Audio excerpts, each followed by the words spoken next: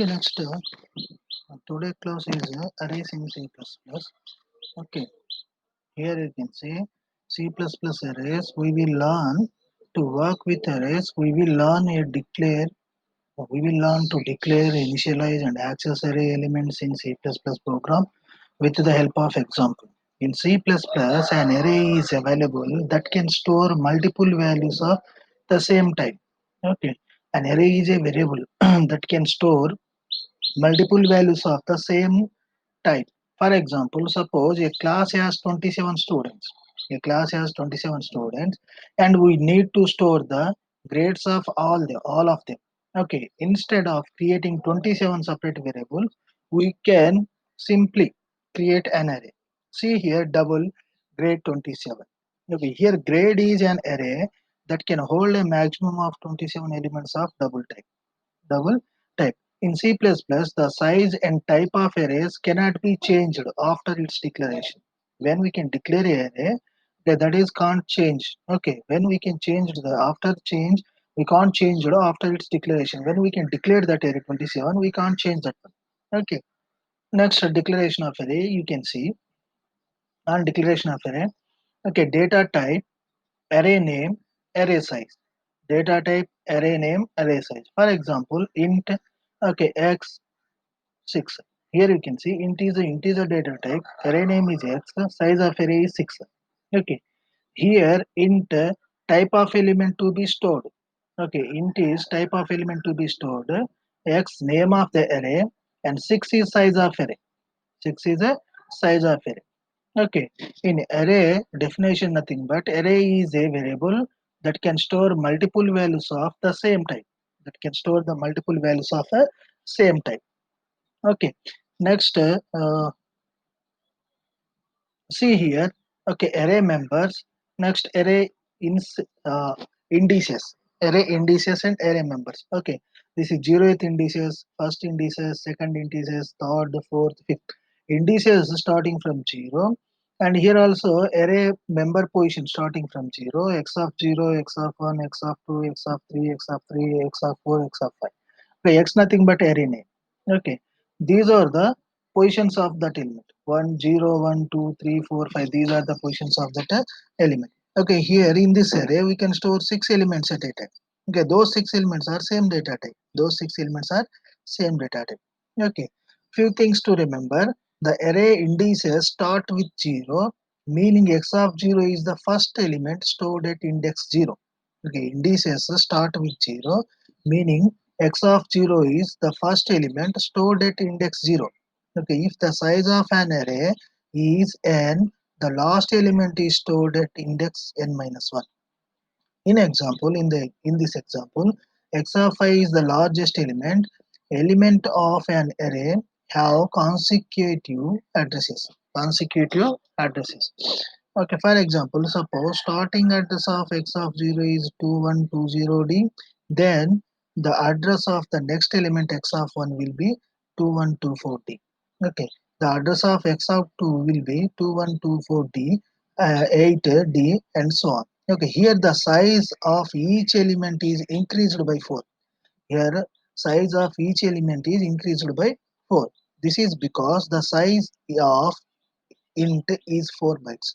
Size of int 4 bytes. Size of int is 4 bytes. Okay, these all are integer data types. That's why. Okay, each and every element can store x of 0 stored at position 2120, and x of 1 stored at 2124, and x of 2 2128, like that. Again, the fourth element stored at 2132. Okay, fifth element 2136, like that. Okay, next here. C++ array initialization.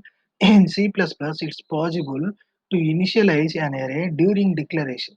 For example, you can see declare an initialization and array. Okay, uh, initialization of array. Here you can see int x of 6. Int x of 6. Okay, values are 19, 10, 8, 17, 9, 15. Okay, how many elements are there? 6 elements are there. Here you can see you can't mention here value. You can't mention here value. Then automatically how many elements between these two braces, that is the size of that array. That is the size of that array. Okay, next you can see here array members. Okay, x of 0, x of 1, x of 2, x of 3, x of 4, x of 5, these are the members, and indices are 0, 1, 2, 3, 4, 5.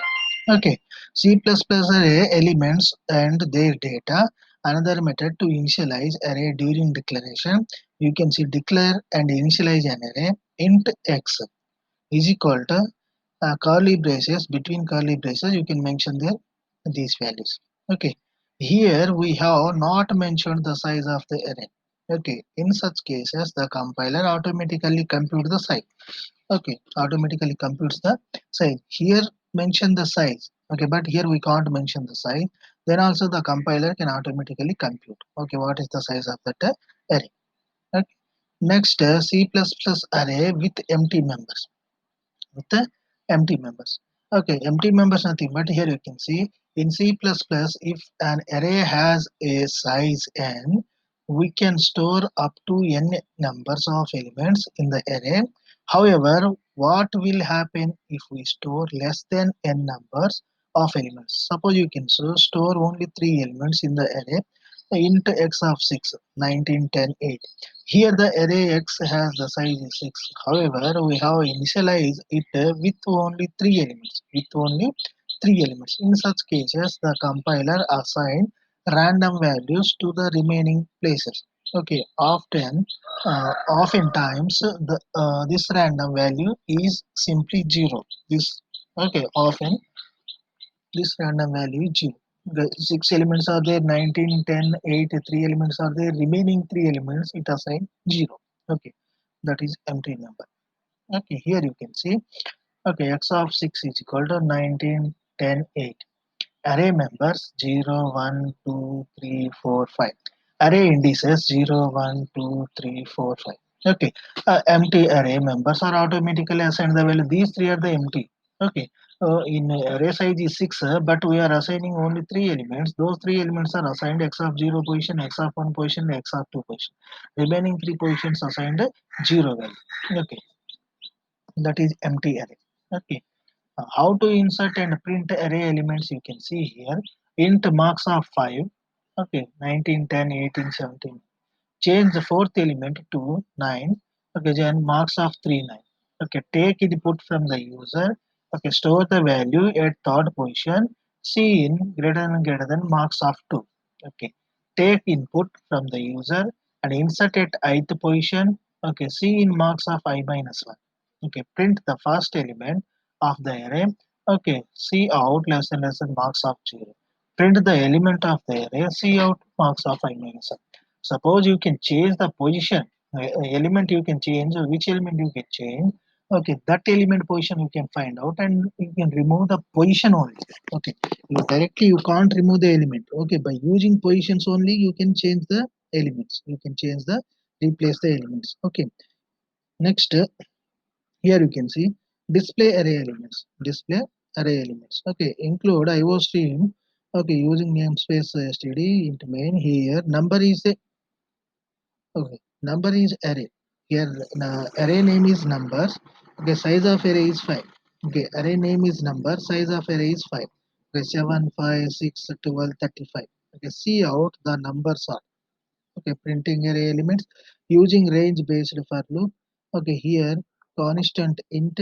Okay, absent n. Next numbers, see out less than and count. The numbers are okay. Here number those numbers are printed here by using for loop. Okay, for int I is equal to 0, I less than 5 plus I. This is pre-increment operator. Okay, number of I return. The numbers are 7, 5, 6, 12, 35. Those are entered. The numbers are 7, 5, 6, 12, 35. Here we have used a for loop to iterate from 0 to 4. Okay, in each iteration we have printed numbers. Okay, we again used a range based for loop to print out the element of the array. Element of the array. Okay. Next one, note in our range based loop we have used the code constant int ampersand n instead of int n. as the range declaration, as the range declaration. Okay, using traditional for loop, here you can see I is equal 0 to I less than 5. The meaning of that one: 0th position, first position, second position, third position, and fourth position, 5 elements are printed there. Okay, next next here, however, the constant int ampersand n is more preferred because using int n simply copies the array elements to the variable n during each iteration. Okay, this is not memory efficient. Okay, ampersand n comma however uses the memory address of the array element to access their data without copying them to a new variable. Okay, this is memory efficient. Okay, we are simply printing the array element, not modifying them. Okay, therefore we use constant so as not to accidentally change the values of the array. Okay, here you can see take the input from user and store them in an array. You can see first this is the header file, then after namespacing. Okay, then after you can mention there int main int number of 5. Okay, number of 5 means here 5 is the size of array, numbers nothing but that is array name. Okay, here enter 5 elements. Here enter 5 elements. For int I is equal to 0, I less than 5, I plus plus. I is equal to 0, I less than 5, I plus plus. Okay, see in numbers of 5. Okay, next see out the numbers are. Okay, for int n is equal to 0, n less than 5, plus plus n. Opening braces, see out less than numbers of n. Okay, next return 0. Okay, here you can see 5 times. Here the input are taken by using cin greater than numbers.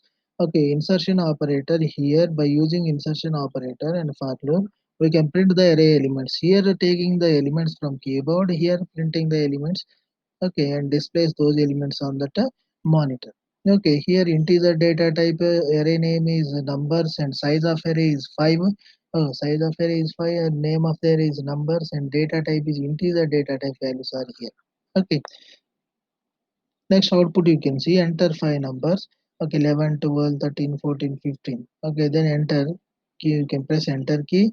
The numbers are 11, 12, 13, 14, 15. Once again we have used a for loop to iterate from I is equal to 0 to I. Okay, I is equal to 4. So in each iteration we look at an input from the user and stored in it in numbers of y. Then we used another for loop to print all the array elements. Okay. Next here you can see display sum and average of array elements using for loop. You can see here. Okay, this is a header file IO stream.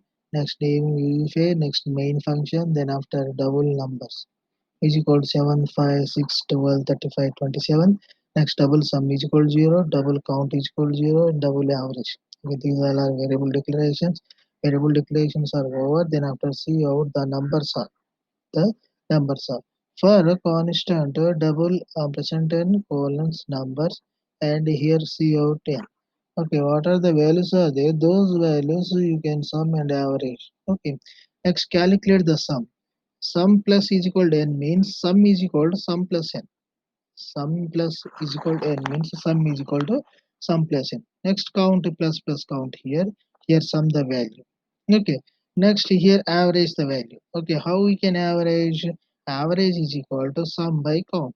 Sum by count. How many counts are there? Okay. 5 elements are there. Next one count is 5. Okay. Sum nothing but those 5 elements you can add sum. Okay. Their average and I'll return. Next year, the sums are 7, 5, 6, 12, 35, 27. Okay, their sum is equal to 92 and average is 15.33. 3333. Okay, like that. Okay, in this program, we have initialized the double array named number but without specifying its size. Okay, we also declared three double variables sum, count, and average. Okay, here sum is equal to 0 and initial value of count also 0. Okay, then we used a range based for loop to print the array elements. In each iteration of the loop, we add the current array element to sum. Okay, we also increase the value of count by 1 in each iteration so that we can get the size of the array by the end of the for loop. Okay, after printing all the elements, we print the sum and the average of all the numbers. The average of the numbers is given by average is equal to sum by count. Okay, note down here we used a ranged for loop instead of a normal for loop. A normal for loop requires us to specify the number of iterations which is given by the size of the array.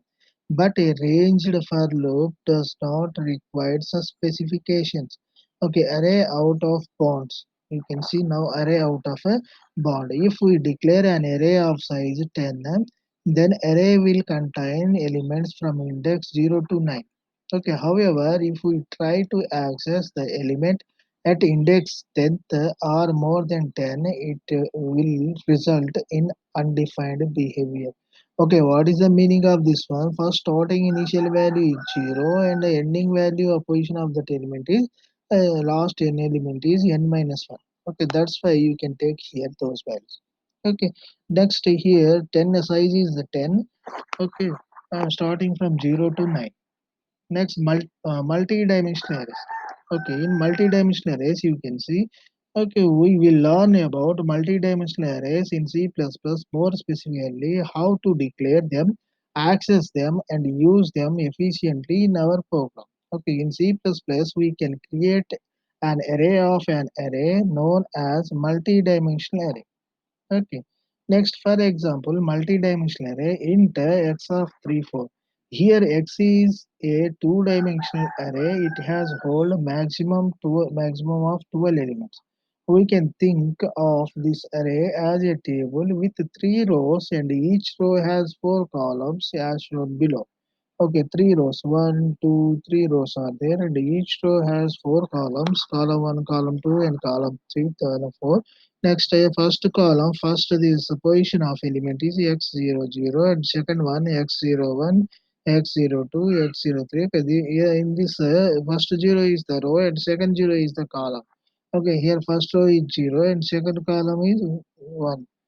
Okay, next first row is zero, and second column is 3. Okay, so 0, 1, 2, like that. Okay, next these are the position of element. These are the positions of elements. Okay, next elements in two-dimensional array in C++ programming. Three-dimensional arrays also work in a similar way.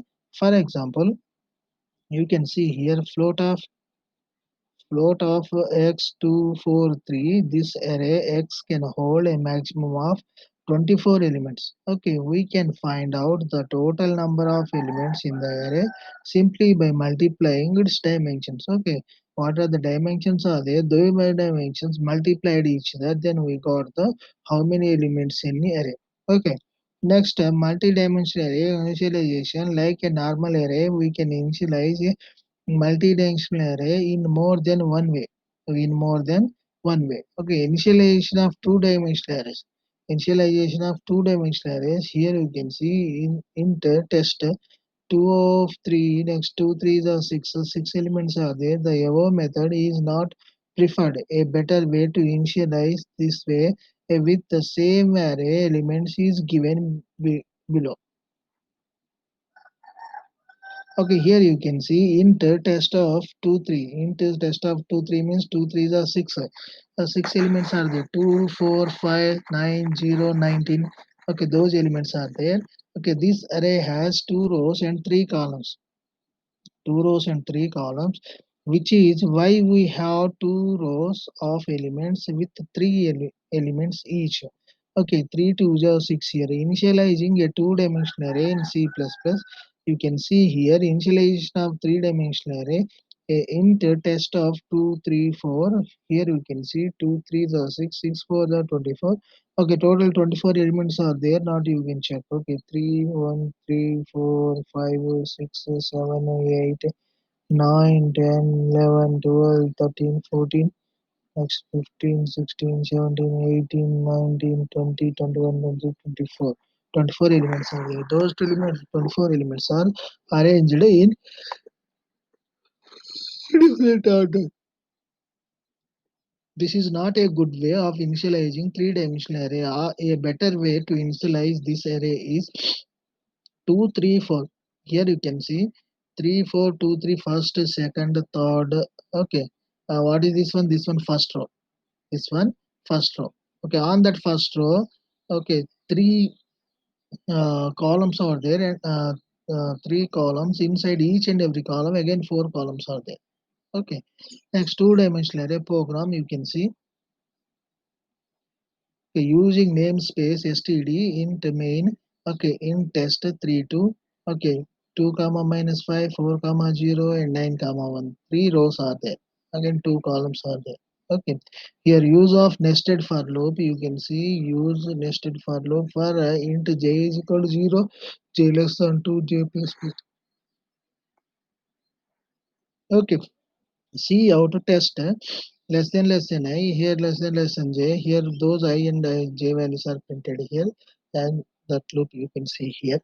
Return 0, run code, test of 0 0 is 2 position, 0 1 position minus 5, 1 0 position 4, 1 1 position 0, 2 0 position 9, 2 1 position 1.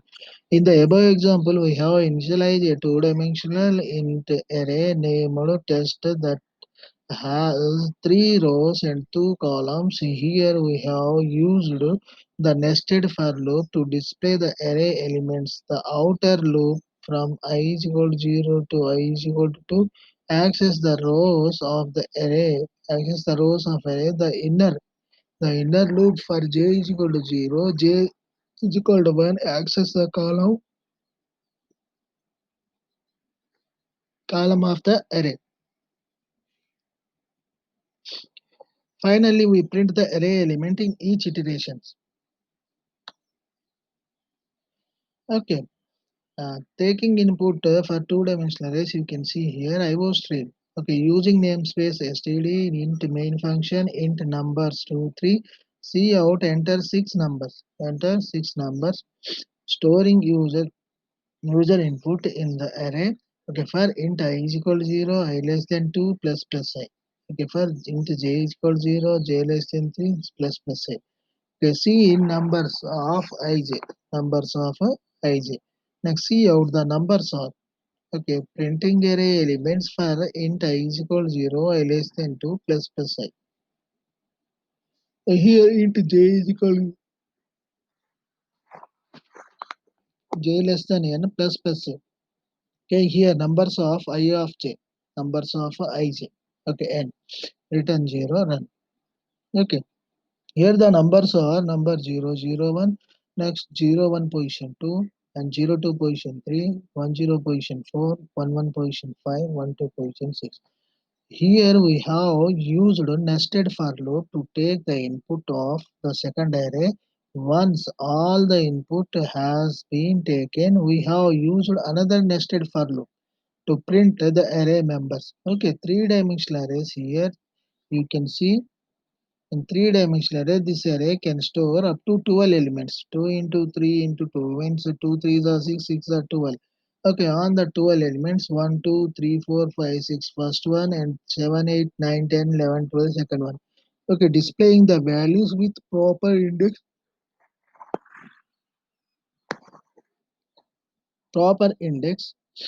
for int I is equal to 0, I less than 2, plus plus I. Okay, next opening braces are there. Next int j is equal to 0, j less than 3, plus plus I.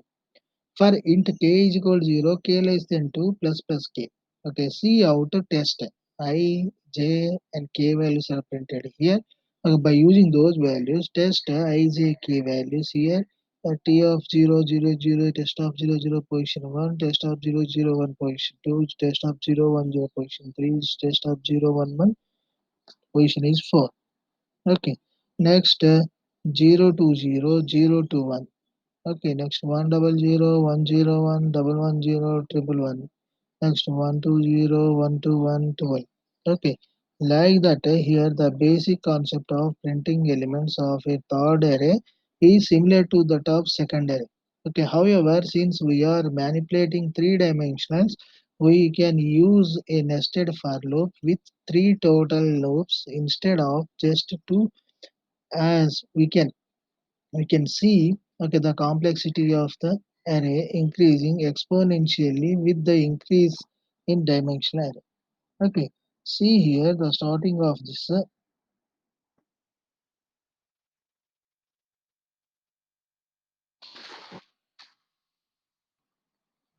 See here starting. Okay, here array definition is there. What is the definition of array? Array is okay that can store multiple values of the same data type. Array nothing but collection of elements. Those all elements are same data type is called array. Is called a array. Okay, next here array declaration. In declaration you can see okay data type array name size of array. Data type array name size of array. Data type what integer. Array name is x. Size of array is 6. Okay. Next, access elements in C++ array. Okay, access elements in C++ array. You can see, okay, array of indexes are there. By using indexes only, we can access elements. Okay, there is no index values. We can't access array elements. Okay, see here indices, zero indices, first indices, second, third, fourth, fifth. These are indices are there. Okay, array members x of 0, x of 1, x of 2, x of 3, x of 4, and x of 5. These are the array members. Okay, when array members are there, by using array members only, we can find out the position of the element. The position of the element. Okay, and here you can see few things. Remember you. Okay, the array indices starts with 0. Okay, meaning x of 0 is the first element stored at index 0. If the size of an array is n, the last element is stored at the index n minus 1. Okay, in this example, x of 5 is the last element. Okay, elements of an array have consecutive addresses. Elements of an array have consecutive addresses. For example, suppose the starting address of x of 0 is 2120d, then the address of the next element is x of 1 will be 2124d. The address of x of 2 will be 21280. Here, the size of the int is 4 bytes. The size of the int is 4 bytes. Okay, array initialization you can see here declare and initialize the array int x of 6. Okay, 19, 10, 8, 17, 9, 15. Okay, these are the six elements are there. Okay, positions of 19th position is x of 0, 10th position is x of 1, and 8th position is x of 2, 17 x of 3, 9 x of 4, and 15 x of 5. Okay, these are the positions of elements. Okay, like that here two-dimensional also you can see these are single dimensional arrays and two dimensional arrays has okay two subscripts. So here subscripts are there, one and two subscripts are there. Single dimensional array only single subscript and two dimensional array two subscripts are there. Okay, three folds or 12 elements are there. One, two, three, first one, 4, 4 plus 4, 8 plus 4, 12. Okay, those 12 elements are stored in this array. Okay, next here you can see X is a two-dimensional array. It can hold a maximum of 12 elements. We can think of this array as a table with three rows and each row has four columns as shown below. Okay, here you can see first row four columns are there, one, two, three, four, and second row also four columns and third row also four columns. Okay, here the syntax for two-dimensional array you can see data type size array name and row size column size row size column size. Okay, next here multi-dimensional arrays. Okay, more than two-dimensional array we can call that is called a multi-dimensional array. In multi-dimensional array here you can see more than two subscripts, more than two subscripts, one, two, three.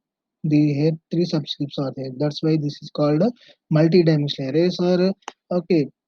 Types of arrays on that first one dimensional array, second one second dimensional array, third one multi-dimensional. Multi-dimensional array nothing but more than two dimensional array. Okay. Next you can see here initializing three-dimensional array. You can see data type. Okay, array name, next size. What is that one? Okay, array multi-dimensional array, three subscripts are there. Then this is called three-dimensional array. Okay, two threes are six, six fours are 24. Two threes are six, six fours are 24 elements. Okay, 24 elements are there. Okay, here you can see. Okay, in good way of initializing three-dimensional array, you can see here. Okay, in this way is better. Okay, int test of 2, 3, 4. Two nothing but two rows. Okay, this is first row and here to here second row. In first row again you can see okay three rows and four columns. Okay, first row, second row, and third row. And first column, second column, third column, and fourth column. Okay, like that there are different columns are there. Okay, next you can see here another one you can see. Okay, next here, what is that one array? Three-dimensional array. Here the program is two-dimensional array program. You can see two subscripts are there. Okay, three rows and two columns. Okay, size of array is three rows and two columns. By using that, we can declare those arrays and initialize those arrays there. Okay, you can't initialize those arrays. We can't find out what is the position of each and every element. Must and should you can mention there. You can't mention here. Then how many elements are there inside those braces? That is the size of the array the compiler can identify. Okay, that is the size of the array the compiler can identify. Okay, next, this is what this is two-dimensional. Here, two rows and three columns are there.